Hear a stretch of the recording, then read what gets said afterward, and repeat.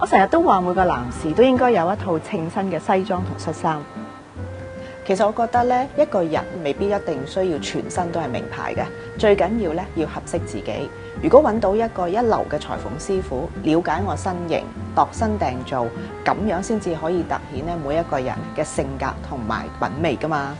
所以嚟揾我大部分嘅男士咧，佢哋都有訂做恤衫西裝嘅習慣，因為佢哋明白咧個人化貼身嘅服務係幾咁緊要。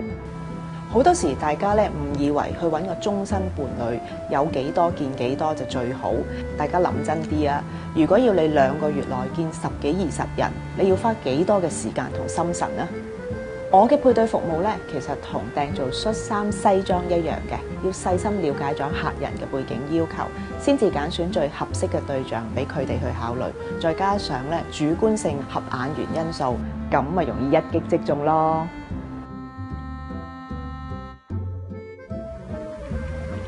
誒，好飲喎！其實我嘅工作咧，好多時咧係離唔開生活嘅，因為我嘅配對服務正正就係幫2個人去建立佢哋未來嘅生活，所以好多時行街啦、食飯啦，我都會好留意有冇一啲合適嘅地方咧，可以推薦俾佢哋。我成日同客人講，其實我就好似你嘅朋友，因為朋友係一塊鏡嚟㗎，做到你朋友，了解你，先至令你更清楚你要有一個點樣嘅終身伴侶。如果要我求其問你幾句，揸住啲數據就咁做配對，要個客人咁樣去求其見人，呢啲嘢我寧願唔做啊！喂，人哋揾終身伴侶㗎喎，你估街市買菜啊？做媒呢啲嘢我唔做嘅，我同人哋嘅做法唔同。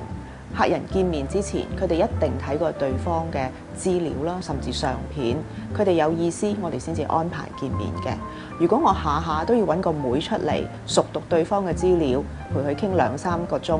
呢盤生意我點做啊？而且我哋絕對冇同任何嘅公司有聯營推廣活動，客人嘅資料咧係絕對保密嘅。甚至我自己行街遇到客人，我都唔會主動打招呼㗎，免得影響客人嘅生活啦。所以下次如果喺街撞到我，唔好話我冇禮貌喎。人生喺唔同嘅階段係有唔同嘅需要㗎，報稅要揾會計師，買樓要揾律師。如果揾終身伴侶呢件人生大事上邊有一個有專業可靠嘅朋友沿途去幫你支持你嘅話，咁信心係咪應該大增呢？